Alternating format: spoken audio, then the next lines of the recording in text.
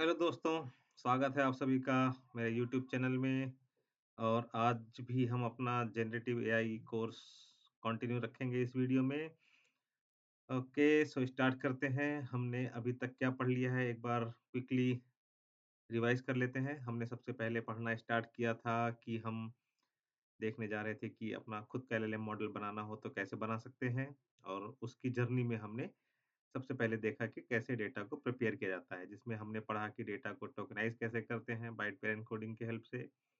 फिर हमने देखा कि टोकन एम्बेडिंग्स कैसे करते हैं, फिर हमने देखा पोजिशनल एन्कोडिंग क्या होती है, और फिर हमने अब स्टार्ट किया है एलएलएम आर्किटेक्चर में सबसे पहले अटेंशन मैकेनिज़्म को समझना।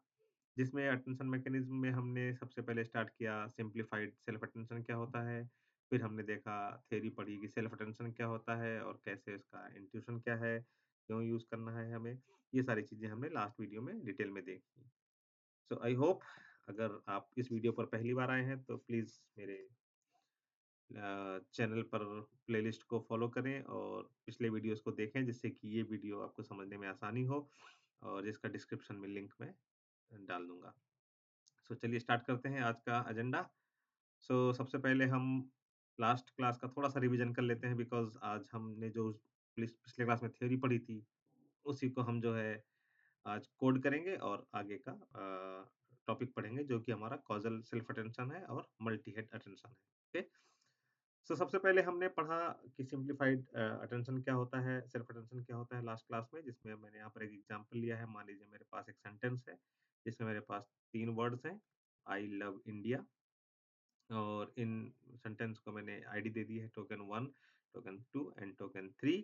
देन इन टोकन्स को मैं सबसे पहले एम्बेडिंग में कन्वर्ट करूँगा, तो यहाँ पे मैंने 3 डायमेंशन का वेक्टर लिया है। फिर मैंने क्या कहा था कि अगर मुझे लव को रिप्रेजेंट करना है, मान लेता हूँ मैं यहाँ पे एग्जांपल लेता हूँ, सेकंड वेक्टर को रिप्रेजेंट करना है इन द फॉर्म ऑफ कि इसके साथ और कौन से वर्ड्स आए हुए हैं सेंटेंस में, या तो मैं क्या कर सकता हूँ, मैं ये मेरा जो पहला लव वेक्टर होगा वो मेरा क्वेरी वेक्टर की तरह काम करेगा डायरेक्टली। या सो मैंने इस लव वेक्टर को लिया सेकंड नंबर को। फिर मैंने जो दूसरे हमारे बाकी वेक्टर्स हैं 1, 2 और 3, इनका ट्रांसपोज़ किया। दोनों का हमने डॉट प्रोडक्ट किया था। यस, हमको पता है क्यों? सिमिलरिटी निकालने के लिए दोनों के बीच में। फिर हमें 3 नंबर्स मिलेंगे scalar numbers A1, A2, A3 मान लिया मैंने, और इन A1, A2, A3 नंबर्स को ही हम बोलते हैं अटेंशन स्कोर। या फिर ये नंबर हमारे अनबाउंडेड होते हैं, या हमने इसको समझा था पिछली क्लास में। फिर इस अनबाउंडेड नंबर को हम सॉफ्टमैक्स अप्लाई करते हैं, जिससे कि ये एक रेंज में आ जाए और हमारे नंबर बाउंडेड हो जाए, और हमारा वैनिशिंग ग्रेडियंट प्रॉब्लम या एक्सप्लोडिंग ग्रेडियंट प्रॉब्लम टाइप की इशू ना आए नेटवर्क, जब हम बैक प्रोपगेशन और फॉरवर्ड प्रोपगेशन लगाएं। या सो सॉफ्टमैक्स फंक्शन लगाया, फिर हमको कुछ नंबर्स मिलेंगे फिर से W1, W2, W3 for example. फिर हमने क्या किया था, इस W1 को मल्टीप्लाई किया था वेक्टर 1 के साथ, W2 को मल्टीप्लाई किया वेक्टर 2 के साथ, और W3 को मल्टीप्लाई किया वेक्टर 3 के साथ, और जो भी वैल्यू आई उन सबको हमने ऐड किया, तो हमारे पास फाइनल एम्बेडिंग वेक्टर था, दैट इज़ Y, जो कि हमारे लव के लिए नेक्स्ट एम्बेडिंग वेक्टर था। सो इसी तरह से हम सारे वर्ड्स के लिए करेंगे, जो भी हमारे इस सेंटेंस में अवेलेबल हैं, या यूँ कहें कि टोकन्स के लिए करेंगे, और इस तरह से हमें हर टोकन के अगेंस्ट में एक एम्बेडिंग मिलेगा, नया एम्बेडिंग मिलेगा, जिसमें कॉन्टेक्सचुअल मीनिंग होगी उस वर्ड की। या सो आई होप ये आपको याद आ गया। सो ये हमारा सिम्प्लिफाइड सेल्फ अटेंशन था। अब चलिए हम इसको स्टेप बाय स्टेप कोड करते हैं। ओके, तो यहाँ पर मैंने कुछ एग्जांपल्स लिए हैं आपको समझाने के लिए छोटे डायमेंशन के। सो हम एक सेंटेंस लेने वाले हैं, जहाँ पर हमारा सेंटेंस होने वाला है, your journey starts with the first step. Okay, तो जहाँ पर मेरे इस सेंटेंस में टोटल 7 वर्ड्स हैं, तो इन वर्ड्स को ही मैं टोकन मान के चलता हूँ। सो मेरा वर्ड 1 को मैंने रिप्रेजेंट किया यहाँ पर x1 से, एज़ यू कैन सी। दूसरा वर्ड मेरा x2, तीसरा word x3 and x7 last one. Okay, इनको मैंने 3 डायमेंशन के वेक्टर एम्बेडिंग में कन्वर्ट किया। ये रैंडम नंबर्स लिए हुए हैं यहाँ पर। ओके, फिर इसके बाद मुझे क्या करना है, सबसे पहले कैलकुलेट करना है मुझे ये अल्फ A1, A2, A3 and so on, right? उसके बाद मैं, इसका मतलब मुझे क्या करना है, इसका मतलब मुझे इसी वेक्टर के, यहाँ पर मैं मान लेता हूँ, मैं मेरा क्वेरी वेक्टर है जर्नी, मुझे जर्नी वर्ड का एम्बेडिंग जनरेट करना है। ओके, जैसे मैंने यहाँ पर एग्जांपल में लव लिया था, तो यहाँ पर मैं जर्नी लेके चलता हूँ। सो मेरा जर्नी जो है क्वेरी होने वाला है, तो मुझे इस A1, A2, A3 इन वैल्यूज को कैलकुलेट करने के लिए हमें क्या किस चीज़ की ज़रूरत है, कि मुझे इस जर्नी के वेक्टर को योर के ट्रांसपोज़ के साथ डॉट प्रोडक्ट होगा। ये जर्नी का वेक्टर जर्नी के ट्रांसपोज़ के साथ डॉट प्रोडक्ट होगा। जर्नी का वेक्टर स्टार्स के ट्रांसपोज़ के साथ डॉट प्रोडक्ट होगा एंड सो ऑन, राइट? सो हम ये करेंगे तो हमें A1, A2, A3 की वैल्यू मिलेगी। तो सबसे पहले चलते हैं हम इस चीज़ को कोड में देखते हैं, ओके? तो सबसे पहले मैंने क्या किया, एक सिंपल एग्जांपल जनरेट किया है मैंने अपना इनपुट एम्बेडिंग, जिसमें मेरे ये वर्ड्स हैं, your journey starts with one step, okay? और हर एक वर्ड के अगेंस्ट में मैंने यहाँ पर ये रैंडम नंबर्स जनरेट किए हैं, जो कि हमारे इन वर्ड्स को रिप्रेजेंट करेंगे, ओके? सो आप देख सकते हैं यहाँ पर ये हर एम्बेडिंग मेरी 3 डायमेंशन की है, बट इन एक्चुअल ये बहुत बड़ी एम्बेडिंग होती है, मे बी 512 या ज़्यादा की, है ना? ठीक है, तो सबसे पहले हमारे पास ये 7 वेक्टर्स आ गए, जो कि अगर हम अपने व्हाइट बोर्ड पे चलें, तो वो इसको रिप्रेजेंट कर रहे हैं, या एक-एक वर्ड के लिए एक-एक मेरे पास एम्बेडिंग वेक्टर्स हैं, ओके? देन अब हमारा सबसे पहला काम है इसमें कि हमें कैलकुलेट करना है इस वेक्टर का मल्टीप्लाई इसी दूसरे जर्नी वेक्टर के साथ, या? सो हमने यहाँ पर क्या किया है, एक मैंने यहाँ पर query is equal to inputs का फर्स्ट एलिमेंट लिया है, first element is nothing but this one journey, right? So मेरी क्वेरी में ये मैंने जर्नी को क्वेरी बना लिया। ये मेरा पहला, ये मेरा क्वेरी वेक्टर हो गया, जो कि इस डायग्राम में इस चीज़ को रिप्रेजेंट कर रहा है, ओके? अगर यहाँ पर देखूँ मैं, अगर इसको थोड़ा ऊपर किया जाए, तो मेरा जो लिया है मैंने अभी, ये चीज़ हमने ले लिया है, जो कि हमारा जर्नी को रिप्रेजेंट कर रहा है। Now we want this vectors and dot product of this with this, okay? So हमारे पास सबसे पहले हमने अटेंशन स्कोर को स्टोर करने के लिए एक एम्प्टी टेंसर बना लिया है, जिसमें हमारा आउटपुट स्टोर होगा, अपेंड करेंगे हम। फिर हमने अटेंशन स्कोर कैलकुलेट करने के लिए क्या किया है, डॉट प्रोडक्ट किया है किसका, xi का विद क्वेरी के साथ, ओके? तो यहाँ पर मेरे पास अटेंशन स्कोर आ गया, आप देख सकते हैं मेरे पास वैल्यूज आ गई 0.95, 1.49, 1.47, 0.83, 0.7 एंड 1.0865। इसका मतलब कि मेरा जर्नी के साथ मेरा पहला वर्ड क्या था, योर। तो जर्नी और योर का रिलेशन के बीच में सिमिलरिटी इज 0.95। देन जर्नी से जर्नी के बीच की सिमिलरिटी इज हाईएस्ट, आप देख सकते हैं इस पूरे सेंटेंस में, क्योंकि जर्नी के साथ सिमिलरिटी सबसे ज्यादा होनी चाहिए, जो कि यहाँ पर दिख भी रही है मुझे। जर्नी के साथ 1.49 है। देन जर्नी का स्टार्ट्स के साथ आप देख सकते हैं 1.47 है, जो कि सेकंड हाईएस्ट है। देन जर्नी का नेक्स्ट सबसे सिमिलर स्कोर जो दिखा रहा है that is 1.0, last one is step. तो आप कह सकते हैं कि जर्नी मेरा 3 मेजर वर्ड्स पे डिपेंड कर रहा है, जो कि हमारे हैं, इनफैक्ट 4 कह सकते हैं आप। एक पहला, तो that is your, then journey, then starts and then last में स्टेप। और सबसे कम अगर किसी पर रिलाई कर रहा है, सो वो ये है आपका, ओके? सो 1 और स्टेप में अगर आप देखेंगे तो कोई खास सिमिलरिटी 1 1 और जर्नी में कोई खास सिमिलरिटी नहीं होती, इसलिए सबसे लोएस्ट स्कोर आपका 1 के साथ आया है, ओके? सो हम यहाँ तक पहुँच गए, हमने अटेंशन स्कोर को कैलकुलेट कर लिया। अब नेक्स्ट स्टेप में हमें क्या करना है? नेक्स्ट स्टेप में हमें अब इन अटेंशन स्कोर्स के ऊपर सॉफ्टमैक्स अप्लाई करके हमें अटेंशन वेट कैलकुलेट करना है, राइट? सो हमें इन अटेंशन स्कोर के ऊपर सॉफ्टमैक्स लगाना है, जिससे कि हमें अटेंशन वेट मिलेगा, ओके? सो अब हम अगला काम वही करने वाले हैं अपने कोड में। सो हमारे पास अटेंशन स्कोर आ चुके हैं। अटेंशन वेट स्टोर करने के लिए मैंने एक एम्प्टी टेंसर स्टार्ट कर लिया है। I am so sorry, I am so sorry, my bad. हमने अटेंशन वेट यहाँ पे कैलकुलेट किया है, जो कि हमने सॉफ्टमैक्स फंक्शन लगाया है किसके ऊपर, अपने अटेंशन स्कोर के ऊपर, जो कि हमने प्रीवियस स्टेप में कैलकुलेट किया था। और डायमेंशन इज इक्वल टू 0 रखा है। So dimension is equal to 0 का मतलब कि हम हमारे पास जो भी वेक्टर हैं, जो ये हमारे पास ये वेक्टर्स हैं, सो हम जो भी सॉफ्टमैक्स परफॉर्म कर रहे हैं वो कॉलम वाइज परफॉर्म कर रहे हैं, मतलब फर्स्ट रो पे लगा रहे हैं पहले, फिर सेकंड रो पे लगा रहे हैं एंड सो ऑन। सो यहाँ पे डायमेंशन 0 रिप्रेजेंट्स कि हम कॉलम वाइज परफॉर्म कर रहे हैं। सो हमारा अटेंशन वेट आ गया। सो अटेंशन वेट को हम प्रिंट करते हैं यहाँ पर, तो आप देख सकते हैं ये हमारे जो नंबर यहाँ पर थे अटेंशन वेट्स, अभी हमारे सॉरी अटेंशन स्कोर जो यहाँ पर थे, अभी हमारे अटेंशन वेट सॉफ्टमैक्स फंक्शन लगाने के बाद नॉर्मलाइज हो गए, और जो कि एक बाउंडेड नंबर आ गए, जो छोटे नंबर 0.13, 0.23, 0.23, 0.12 एंड सो ऑन। तो इसका मतलब मैं कह सकता हूँ कि जर्नी वर्ड 13.85% जो है यूर से मिलकर बना है, 23.79% जर्नी से मिलकर बना है, 23.33% स्टार्ट से मिलकर बना है एंड सो ऑन। अगर मैं इन सारे नंबर्स को सम करूँ तो आप देखेंगे ये अब मेरा हमेशा 1 आएगा ये वैल्यू। ओके, तो हम यहाँ तक पहुँच गए। हमने अभी तक इस डायग्राम में यहाँ तक पहुँच गए। सॉफ्टमैक्स लगाकर हमने W1 W2 that is attention weights calculate कर लिया। अब हमें इन नंबर्स के साथ इन वेक्टर्स को अगेन मल्टीप्लाई करना है और सबको सम करके हमारा फाइनल कॉन्टेक्स्ट वेक्टर आ जाएगा। Okay, so let's do it.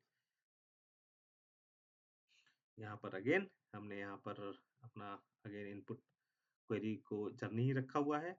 Context vector को स्टोर करने के लिए हमने एक जीरो टेंसर कॉल किया है।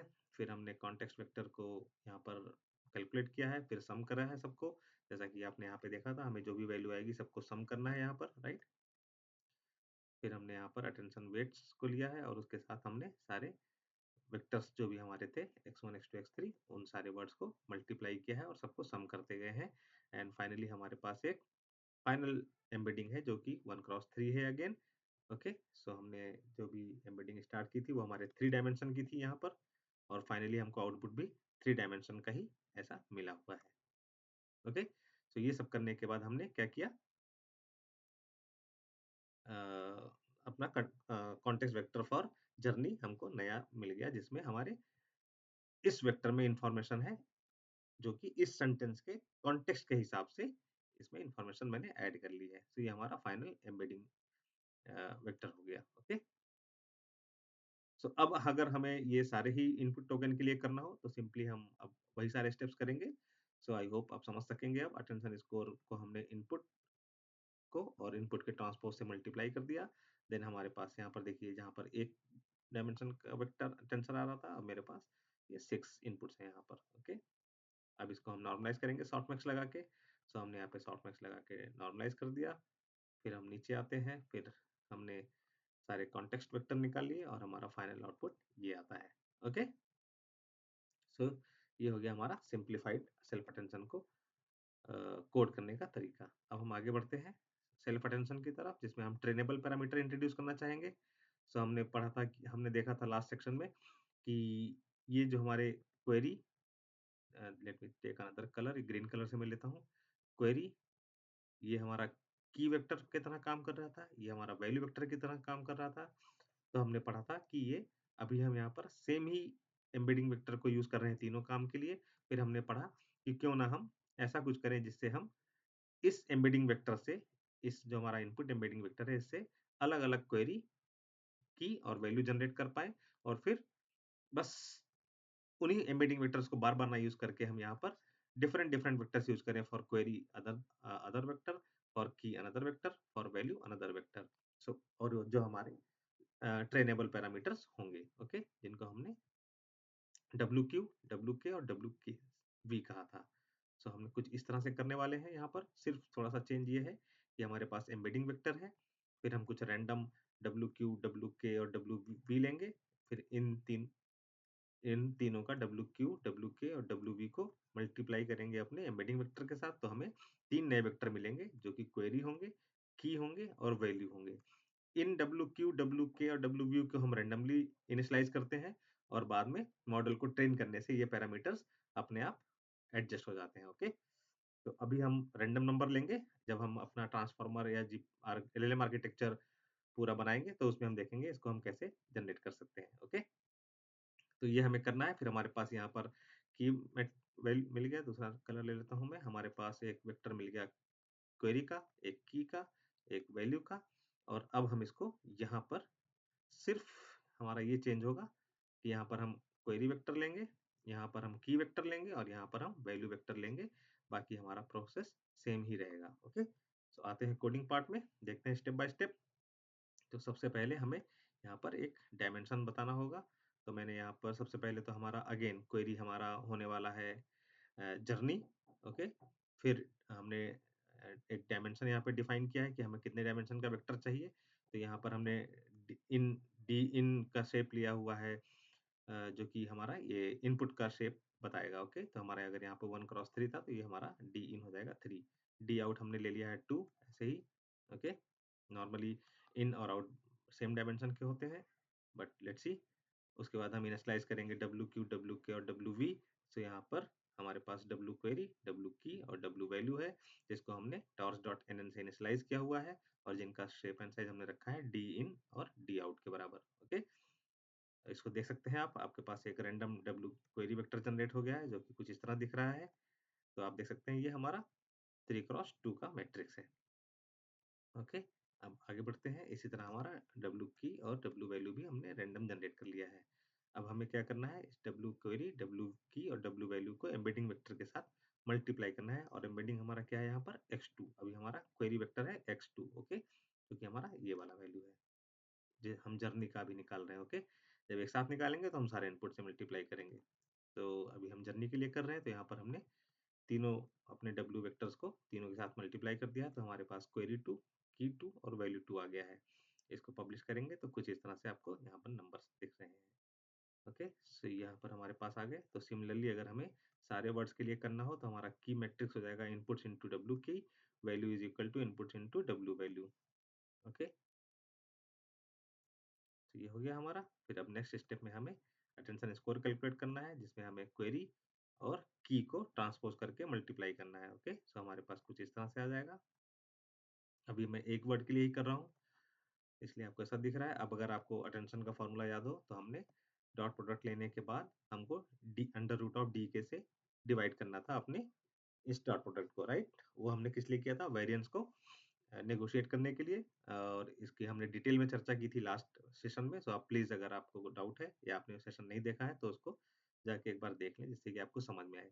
तो इस डॉट प्रोडक्ट को हमें स्क्वायर रूट ऑफ डी के से डिवाइड करना है, इसलिए हमने यहाँ पर डी के की वैल्यू निकाली है और डीके की वैल्यू को फिर हमने सॉफ्टमैक्स लेने से पहले अटेंशन स्कोर में उसके स्क्वायर रूट से डिवाइड कर दिया है। ओके, तो हमारे पास अटेंशन वेट्स आ जाएंगे। अटेंशन वेट्स हमारे कुछ इस तरह से आ गए और उसके बाद इन अटेंशन वेट्स को हमें वैल्यूज के साथ मल्टीप्लाई करना है, फिर हमारे पास कॉन्टेक्स्ट वेक्टर आ जाएगा कुछ इस तरह से। सो अब अगर मुझे इसको इम्प्लीमेंट करना हो पाइथन क्लास बना के, तो इन्हीं स्टेप्स को हम एक क्लास बना के अच्छे से लिख सकते हैं कोड को, जिसमें आप देख सकते हैं मेरे पास मैंने एक क्लास बनाया है सेल्फ अटेंशन। इसमें मेरे पास एक मैंने कंस्ट्रक्टर बनाया हुआ है डॉट इनिट, ओके? और फिर यहाँ पर एक फॉरवर्ड मेथड है। सो फॉरवर्ड मेथड मेरा सारा काम करेगा और इस इनिट फंक्शन में हम सिर्फ क्या डिफाइन कर रहे हैं, अपने क्वेरी वेक्टर को, डब्ल्यू क्वेरी को और डब्ल्यू की को और डब्ल्यू वैल्यू को, ओके? और यहाँ पर हम अपना डायमेंशन इसको बता रहे हैं, D out is equal to D out. Then हमारा फॉरवर्ड क्लास क्या करेगा? हमारा फॉरवर्ड क्लास बाकी काम करेगा। आप देखिए यहाँ पे वही काम कर रहे हैं हम। सबसे पहले की जनरेट किया है, जिसमें हमने डब्ल्यू की और एक्स को मल्टीप्लाई किया है। फिर सो ऑन वैल्यूज को जनरेट किया है, फिर अटेंशन स्कोर जनरेट किया है, फिर अटेंशन वेट को जनरेट किया है। सेम चीज़ें जो हमने ऊपर की थी, सेम यहाँ पर हमने फॉलो किया है स्टेप बाय स्टेप। इस तरह से हम एक क्लास बना सकते हैं जो हमारा काम करेगा। और इसमें आप देखिए, अगर हम इनपुट पास करते हैं अपना इस सेल्फ अटेंशन में, डी इन और डी आउट दिया हमने, तो हमारे पास इस तरह से फाइनल कॉन्टेक्स्ट वेक्टर आ गए, जो कि हमें चाहिए थे। ओके, सो यहाँ तक हमने अचीव कर लिया। जो हमने लास्ट क्लास में पढ़ा था वो हमने कोडिंग देख ली। आई होप आपको समझ में आया, इंटरेस्टिंग लगा। तो अब हम थोड़ा-सा आगे बढ़ते हैं और आज के टॉपिक की चर्चा कर लेते हैं, जो कि बहुत बड़े नहीं है बट इम्पोर्टेंट है। सो हम देख लेते हैं सबसे पहले क्या कॉज़ल अटेंशन। ओके, सो अभी तक हमने देखा कि हमारा अटेंशन क्या होता है। ओके, सो अगर इसको मैं थोड़ा-सा बड़ा करना चाहूँगा इस इमेज को, जिससे कि आपको ये क्लियरली विजिबल हो। सो अभी तक हमने क्या किया, हमने अपना एक क्लास बनाया जिसमें हमने सेल्फ अटेंशन लगाया और सेल्फ अटेंशन लगाने के बाद मेरे पास क्या होगा, हर वर्ड के लिए हर वर्ड के साथ एक इस तरह से एम्बेडिंग आउटपुट जनरेट हो जाएगा। ओके, तो यहाँ पर मैंने क्या लिया है, ये अभी हमारे पास ये अटेंशन वेट्स या अटेंशन स्कोर लिखा हुआ है मैंने। ओके, तो यहाँ पर क्या है, योर क्या, योर के साथ अटेंशन वेट 0.919 सॉरी, योर का जर्नी के साथ 0.16 एंड सो ऑन। ओके, तो इस तरह से ये हमारा आउटपुट आएगा। बट आपको समझने की बात है, जब हमारा प्रेडिक्शन होगा, अगर आप बात करें कि हमारा प्रेडिक्शन जब हम करने जाएँगे किसी मॉडल में, तो हमें फ्यूचर की चीज़ें नहीं दिखती हैं। यहाँ पर हमारा टारगेट क्या है कि हम अपना एलएलएम मॉडल बना रहे हैं, जो कि नेक्स्ट वर्ड प्रेडिक्शन करेगा, राइट? तो जब हम प्रेडिक्शन करने जाएँगे, तो हमारे पास अगर कोई सेंटेंस मुझे प्रेडिक्ट करवाना है कि जब मैं आई लिखूँ, तो मेरा model should say I love, then जब आई लव हो जाए तो उसको लिखे मशीन लर्निंग या I love machine learning, something like that. So इस केस में क्या होगा कि जब मैं पहला इनपुट मेरा वर्ड आएगा आई, या फिर मेरे सिस्टम प्रेडिक्ट करेगा लव, ओके? उसके बाद जब आई और लव दोनों को मिला के फिर वो नेक्स्ट वर्ड प्रेडिक्ट करेगा एमएल, ओके? तो इस तरह से वो सेंटेंस पूरा होता है, ना कि एक बार में वो पूरा सेंटेंस लिख सकता है। जब तक पहला सेंटेंस नहीं लिखेगा, वो नेक्स्ट जब तक पहला वर्ड नहीं लिखेगा, आई एम सो सॉरी, तब तक ये नेक्स्ट वर्ड को प्रेडिक्ट नहीं कर सकता। सो इट मीन्स जो फ्यूचर में वर्ड्स आने वाले हैं, वो हमारे मॉडल को विजिबल नहीं होते। पहली बार में इसको सिर्फ ये वर्ड दिखेगा, दूसरी बार में जब वो लव प्रेडिक्ट कर लेगा, तो उसको आई लव इनपुट मिलेगा, फिर वो एमएल प्रेडिक्ट करेगा। तो इस तरह से मेरे लेंथ की सेंटेंस की जो भी लेंथ होगी, आगे की चीज़ें उसको जभी मालूम पड़ेंगी जब वो पिछला वाला प्रेडिक्ट कर लेगा, उसके बाद ही अगला वाला प्रेडिक्ट कर सकेगा। मतलब कि ये kind of auto regressive kind of behaviour है इसका। प्रेडिक्शन के टाइम पे जब हम प्रेडिक्शन करते हैं, तो डिकोडर पार्ट में आपको ये चीज़ें अप्लाई करनी होती हैं कि इसको जब आपका मॉडल हो तो उसको नेक्स्ट पहला वर्ड मिलेगा, उसके बाद दूसरा वर्ड जब वो प्रेडिक्ट करेगा, फिर उसको भी एज़ अ इनपुट लेगा, फिर तीसरा वर्ड प्रेडिक्ट करेगा, फिर उस तीसरे वर्ड को भी एज़ अ इनपुट लेगा, फिर चौथा वर्ड प्रेडिक्ट करेगा, राइट? सो ये कुछ इस तरह से बिहेवियर होना चाहिए। सो इसका मतलब ये है कि इस सेंटेंस में, इस पूरे मेरे आप कह सकते हैं मैट्रिक्स में जब पहली बार ये योर जाएगा, तो मेरे पास कोई इनपुट नहीं होगा, सिर्फ योर की इन्फॉर्मेशन होगी, राइट? जब मेरे पास जर्नी वर्ड पे आऊँगा मैं, तो मेरे पास सिर्फ योर और जर्नी की इन्फॉर्मेशन होगी। जब मैं स्टार्ट्स पे आऊँगा, तो मेरे पास योर, जर्नी और स्टार्ट्स की इन्फॉर्मेशन होगी एंड सो ऑन, राइट?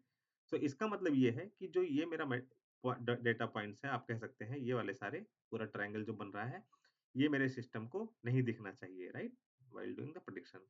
सो इसको हमें क्या करना है, इस चीज़ों को ही मास्किंग करनी है और यही हम कॉजल अटेंशन में करते हैं, ओके? तो इसको बोलते हैं मास्क्ड कॉजल अटेंशन। सो इसको कैसे कर सकते हैं? आइए, आई होप आपको समझ में आया हमें क्या करना है और क्यों करना है।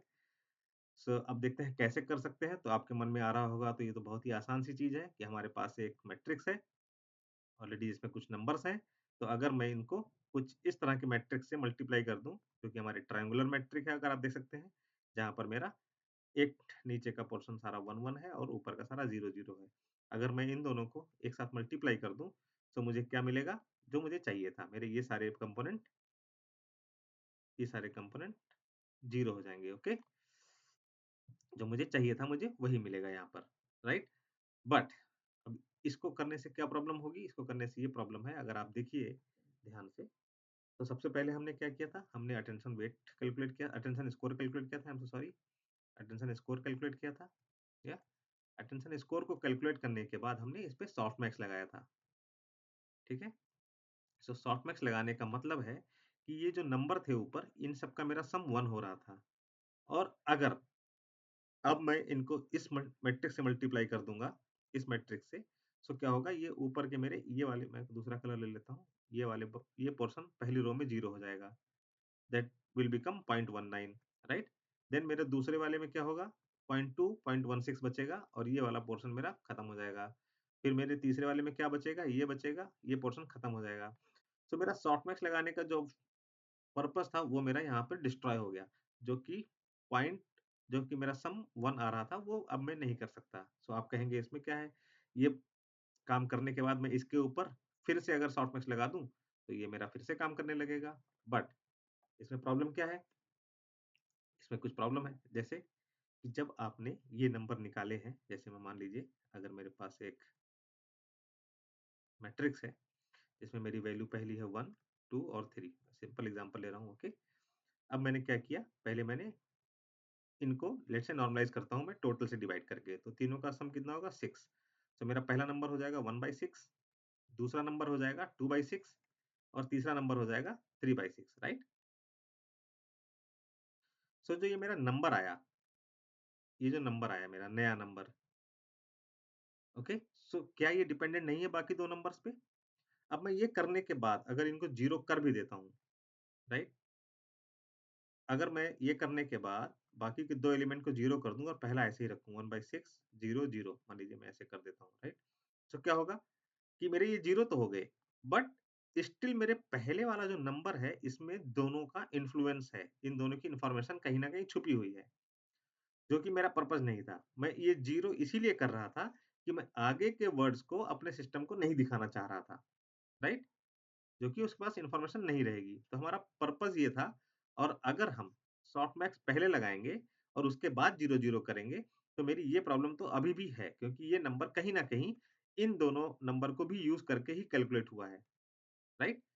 सो हम क्या कर सकते हैं, हम पहले और बाद में 2 बार सॉफ्टमैक्स फंक्शन लगाने के, हम सबसे पहले इस नंबर को लेकर सबसे पहले जो हमारा मैट्रिक्स आया था अटेंशन स्कोर, उसी को लेकर सबसे पहले इन वैल्यूज़ को ऐसा कर दें कि सॉफ्टमैक्स लेने के बाद ये खुद से 0 हो जाएँ, राइट?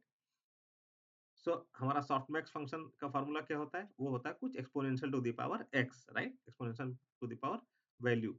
सो हम क्या करते हैं, इन 1, 2, 3 को पहले सॉफ्टमैक्स लगा के ये नंबर लाके फिर 0 करने के बजाय हम इसमें क्या करते हैं कि इसमें 1 को 1 रहने देते हैं और 2 की जगह लिख देते हैं माइनस इन्फिनिटी और 3 की जगह लिख देते हैं minus infinity.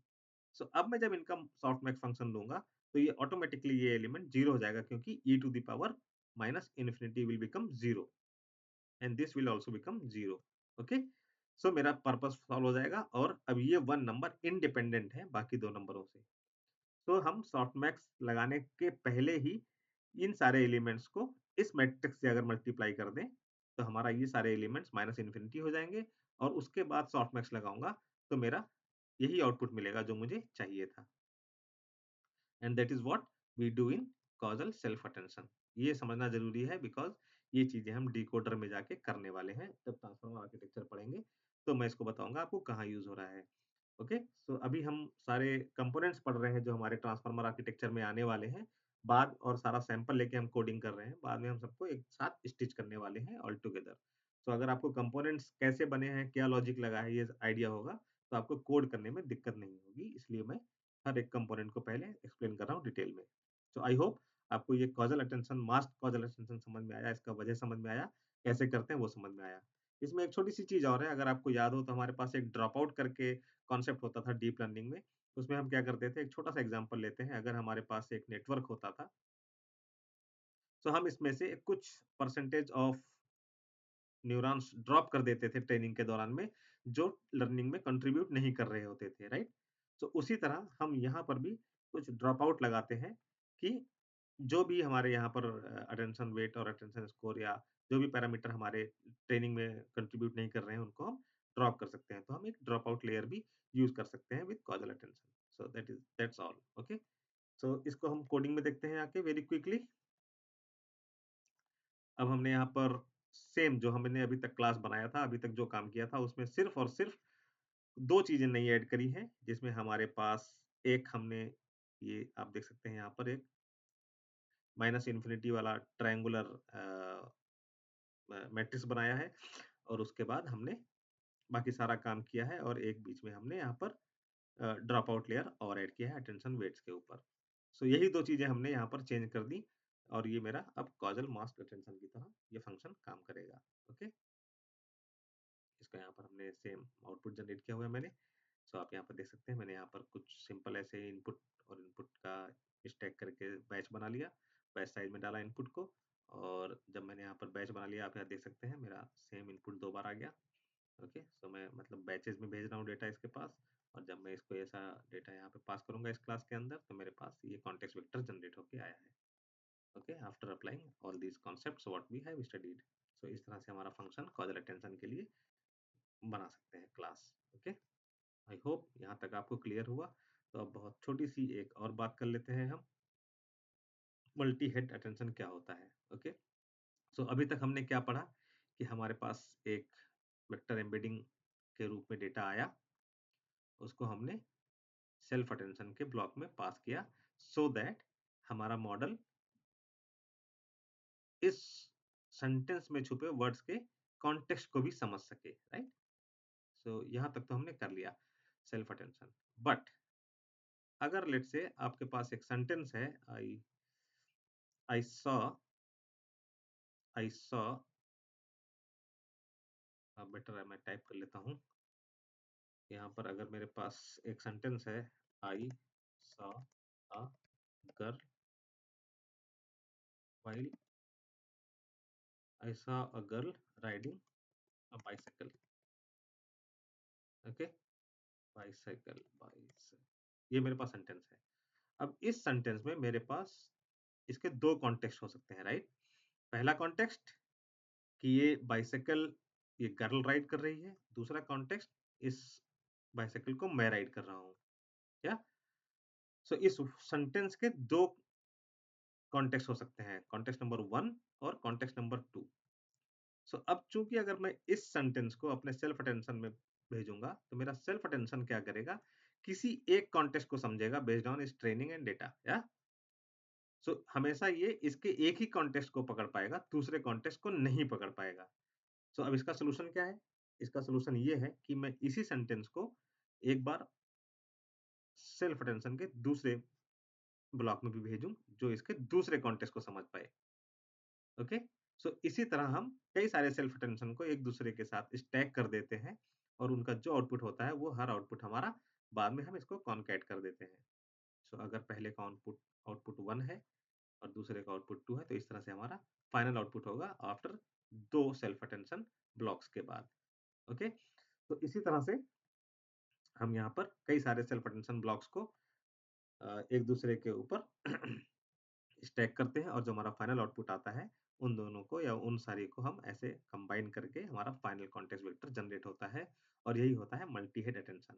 So multi head attention हमारा क्या करता है कि हमारे सेंटेंसेस में अगर मल्टीपल कॉन्टेक्स्ट के टर्म में उसकी बात हो रही है, तो उन चीज़ों को भी कैप्चर करने के लिए कैपेबल होता है और यहाँ पर हम कई सारे लेयर्स यूज़ करते हैं। नॉर्मली 6 या उससे ज़्यादा ही यूज़ किया गया है। मेरे ख्याल से जीपीटी-2 में 6 layer I don't remember exactly we can check but yes हमारे पास 2 से ज़्यादा मल्ट सेल्फ अटेंशन को हमने एक साथ स्टैक किया है, इस तरह के चीज़ों को, कॉम्प्लेक्स चीज़ों को कैप्चर करने के लिए। तो ये हमारा मल्टी हेड अटेंशन का कॉन्सेप्ट है।